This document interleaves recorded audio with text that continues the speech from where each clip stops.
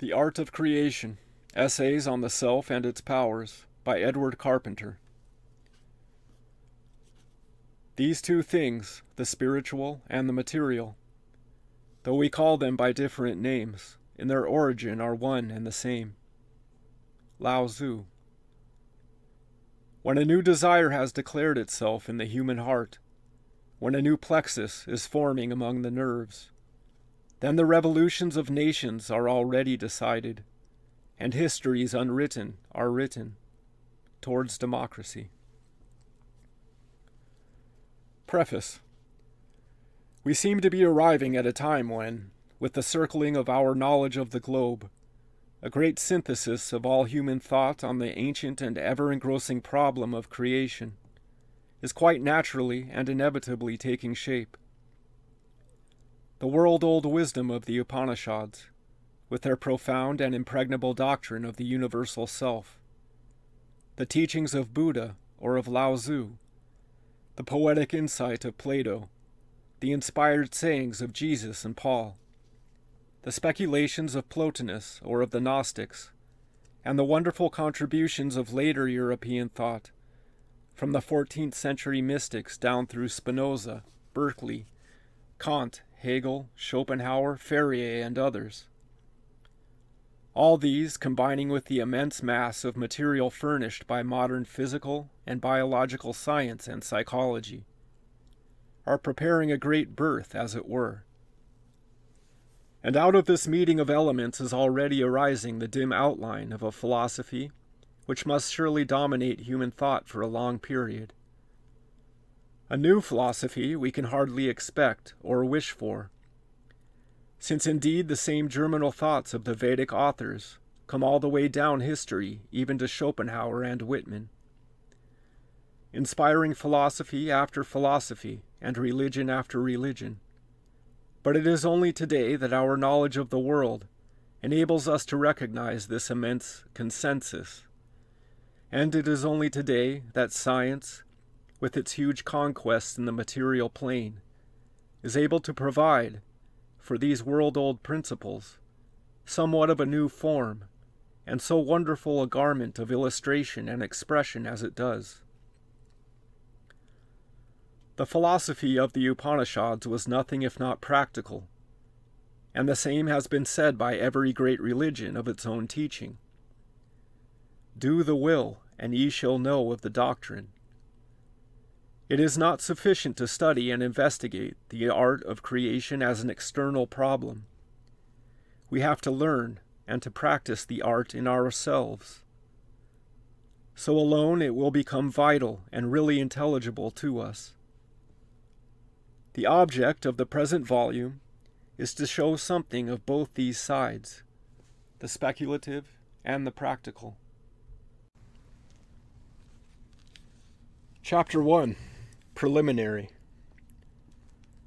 Related motion seems to be, as suggested by the words attraction and repulsion, gravitation, chemical affinity, and so forth, the ground fact of inorganic nature. And it seems also to be the ground and foundation of life. The protoplasmic jelly moves towards or away from substances in its neighborhood, and this appears to be its fundamental property. The most primitive cellular organisms act in the same way. Some seek light, others flee from it. Paramecium is drawn towards slightly acid substances, and flies from alkalis. Actinophorus is attracted by starch, and so on. There appears to be a kind of choice or elective affinity, and the learned are divided on the subject into two schools. Those who, like Binet, see in these movements of protozoa the germinal characteristics of human intelligence, and those who class them as, quote, merely chemical and automatic reactions. It is not our business here to draw the line of division. It is sufficient to see that on the very lowest rung of the ladder of life, and at a point where it is difficult to distinguish its laws from those of chemistry, such words as we are forced to use, words like attraction, repulsion, affinity, have a double meaning. covering both material and mental, external and internal affections. Even the word motion itself passes easily into emotion. And modern psychology and physiology have made it abundantly clear that every feeling or emotion in the mind means motion of some kind in the tissues or fluids of the body. Some of our highest and most complex emotions take the form of attraction or repulsion, and in our dimmest sensations, almost below the level of consciousness, we still can detect the same.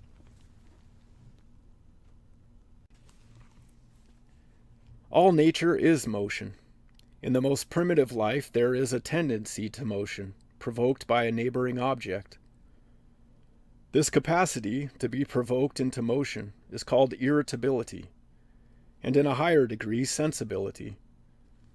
All these words, tendency, irritability, sensibility, have a mental as well as physical import, which it is difficult to escape from. If a protozoic cell does not feel, quote, desire for food such as we feel, it exhibits a tendency towards it, which we can hardly refuse to regard as the germ of desire. Over the question of the priority of the mental or the material aspects of cells and other things, there has been much discussion, some maintaining that chemical and automatic reactions come first, and that later, out of these, mental phenomena are evolved, while others insist that consciousness in some form is prior, and the material world only its expression. I think it best and simplest to suppose the two simultaneous and coextensive, and I shall, provisionally, assume this position, leaving the question to clear itself up later in the book. I may, however, here quote two passages from Lloyd Morgan's Introduction to Comparative Psychology. Speaking of consciousness in some form as accompanying all vital organization, he says, "Does it not seem reasonable to suppose that no matter what stage we select, analysis would still disclose the two aspects? That with the simpler modes of nerve energy, there would go simpler modes of consciousness, and that with infraneural modes of energy, there would be infraconsciousness, or that from which consciousness as we know it has arisen in process of evolution." And again, speaking of a dog as having grown from a single fertilized egg cell, "From what then have its states of consciousness been evolved? Do we not seem forced by parity of reasoning to answer?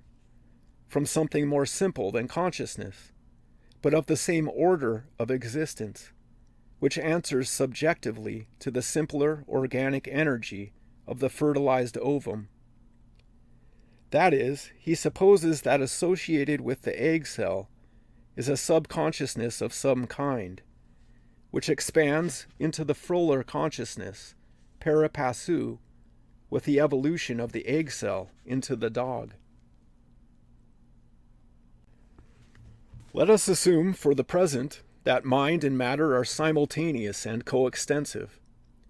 Then, on the latter side, we have an ascending scale, first, purely inorganic substances, if there are such, then crystals, protoplasmic cells, vegetation, the animal world, man, and whatever beings are superior to man. While on the mental side, corresponding, we have simple attraction and repulsion, selective affinity, irritability, sensibility, simple consciousness, self-consciousness, and such higher stages of consciousness as are beyond. Taking this view, we are enabled to abandon the somewhat futile attempts which have been made in all ages to separate mind and matter, and to glorify one over the other, sometimes mind over matter, and sometimes matter over mind. These attempts have led mankind into all sorts of bogs, which we may hope now simply to pass by and leave behind.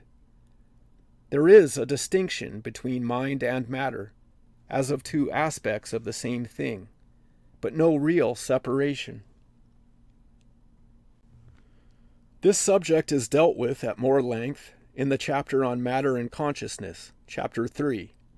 We may say here, however, that the distinction between mind and matter forces us to conceive, or try to conceive, of a, quote, stuff prior to both, a something of which they are the two aspects, and thus we come to the world-old idea of primitive being, before all differentiation, emanation, or expression, or the, quote, will of the later philosophers, Schopenhauer, Hartmann, Royce, and others.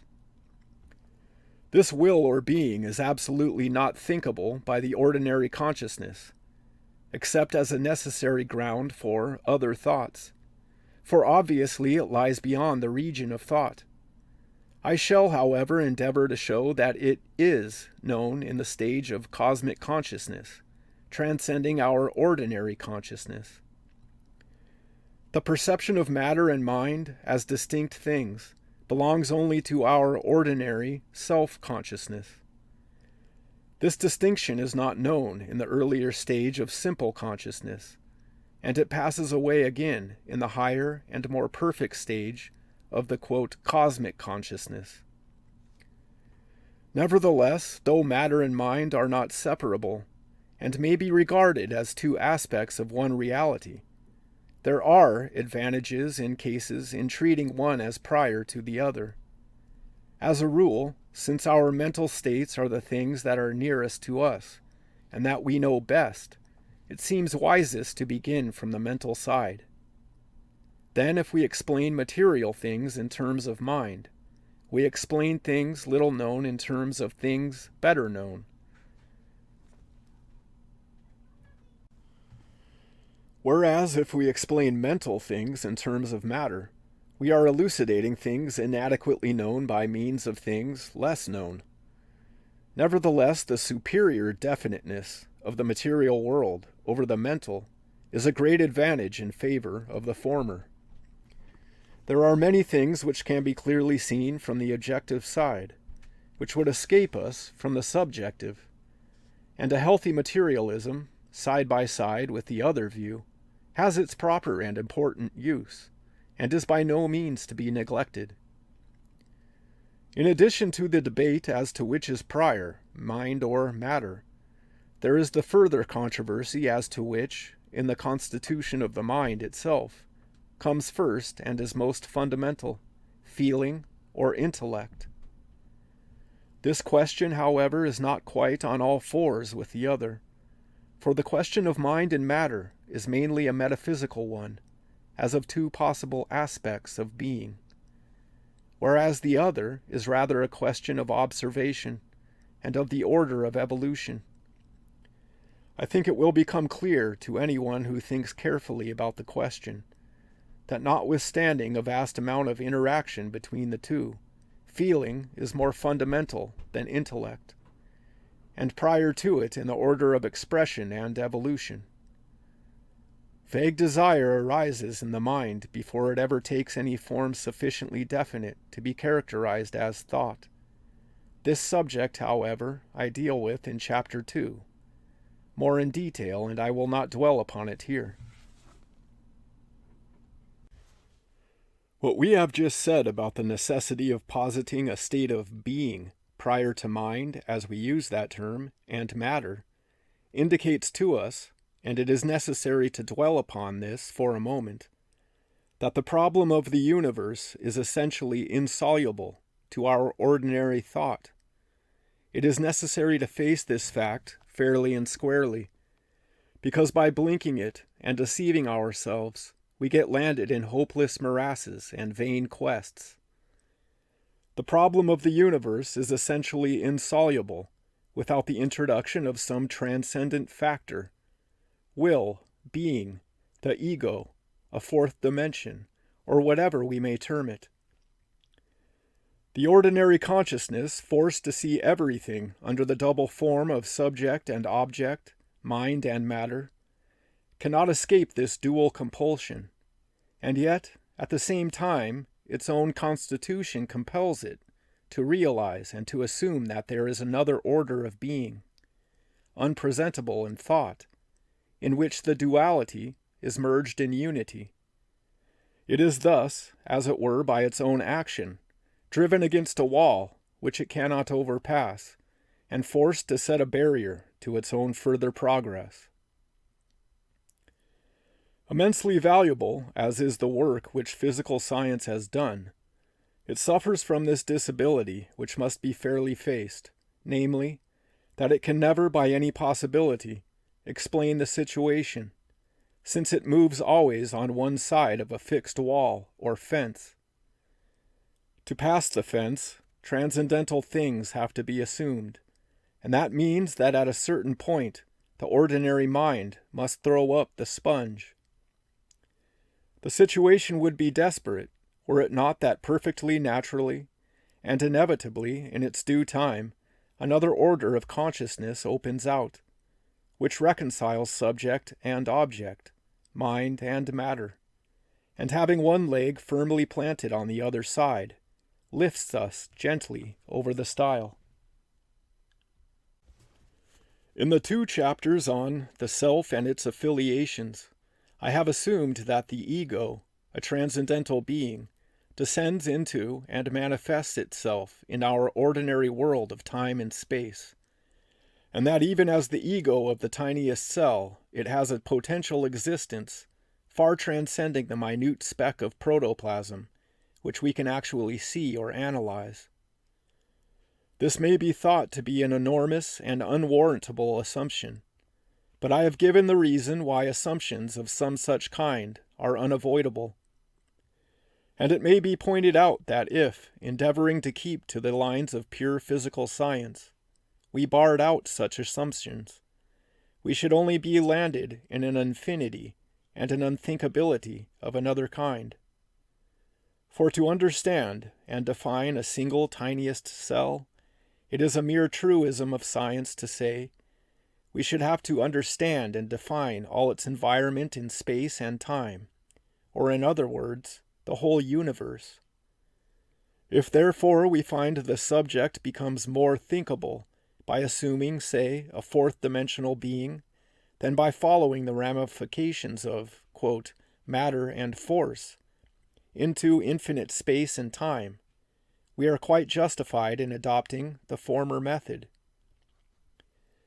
For while we have to admit, on the one hand, that these problems cannot be fully worked out by ordinary thought, we are bound, on the other hand, and we necessarily desire, to make their solutions as thinkable as possible.